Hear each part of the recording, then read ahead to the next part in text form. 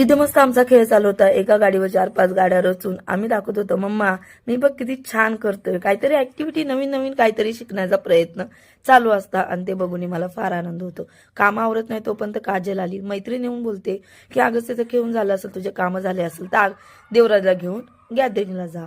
मी town हॉलला आले होते। टाउन हॉलला गेल्यानंतर सुंदर असे गजरे बघायला मिळाले आणि सुंदर असा सुगंध येत होता। समोरच आपल्याला मस्त असे एरोप्लेन दिसला आणि आम्ही देवराजला घेऊन आले। ती देवराजच्या शाळेची गॅदरिंग होती, ती होती टाउन हॉलला। खरं तर झालं असं की काजलला देवांश आणि देवराज हे दोघांच्या स्कूलचा टायमिंग मॅनेज होणार नाही, म्हणून तिने मला सांगितलं मोठ्याला घेऊन तू गॅदरिंगला जा, छोट्याला मी शाळेतून घेऊन येईल।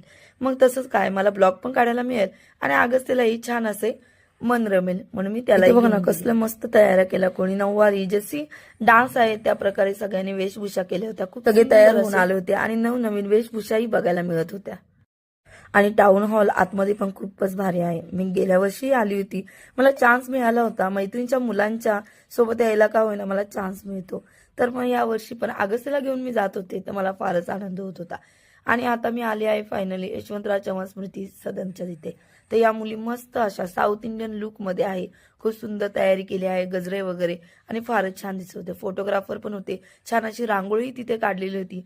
आणि आतमध्ये गेल्यानंतर माझ्या मैत्रिणींनी मस्त माझ्यासाठी पहिल्याच चेअर पकडून ठेवलेल्या होत्या। तर तुम्हाला दाखवते, अजून स्टार्टिंग नाही पण तोपर्यंत लोक येत होते आणि गर्दी खूप आहे। खूप मोठं असा टाउन हॉल आहे। पहिल्या गाण्याची सुरुवात ही गणपती बाप्पाच्या गाण्यापासूनच झाली। पासून आपण घेत आलेलं गाणं चला जेजुरीला जाऊ, हे सगळं बघून मला माझी आठवण आली। मी नऊवारी नेसून हे गाणं घेतलं होतं आणि शिवाजी महाराजांचं संभाजी महाराजांचं गाणं तर एकच नंबर झालं।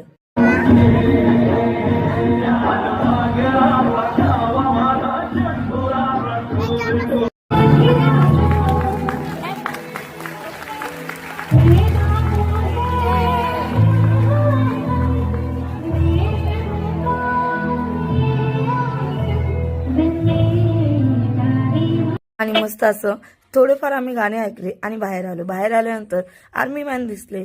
आमच्या मुलांना पहिल्यापासून आर्मी मॅनची खूपच आवड, मग त्यांच्यासोबत थोडेसे फोटो काढले आणि मग बाहेर आलो। बाहेर आल्यानंतर मम्मा मला एरोप्लेन बघायचंय, मला इथे बसायचंय, सगळ्या गोष्टी त्यांच्यासोबत खेळत खेळत आम्ही तिथेच वेळ घालवला। नंतर मस्त मैत्रिणी गेल्या होत्या, पहिल्याच त्याला ऑफिसला जायचं होतं आणि मग आम्ही एका वडापावच्या स्टॉलवर आलो। तिथे येऊन मस्त गरम गरम वडापाव घेतला आणि वडापाव खाल्ला। घरी यायला 3-3:30 वाजले आणि मग पटकन रिक्षा पकडून घरी आलो। अगस्त्यला झोपवलं। तर भेटूया नवीन व्हिडिओमध्ये, तोपर्यंत बाय। चॅनलला सबस्क्राईब करा।